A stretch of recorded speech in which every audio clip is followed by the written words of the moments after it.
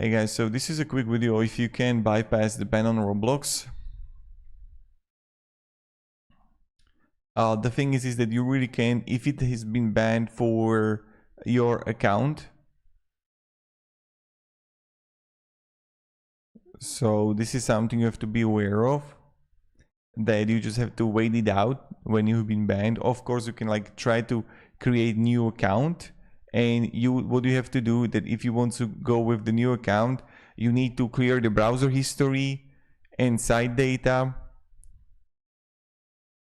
So like the cookies, everything.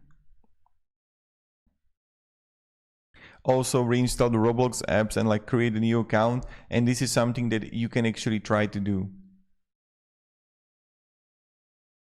If it's an IP ban, just use a different IP like VPN. If it's account ban, just use different account. And you need to like HWID spoofer if it's a HWID ban. So this is something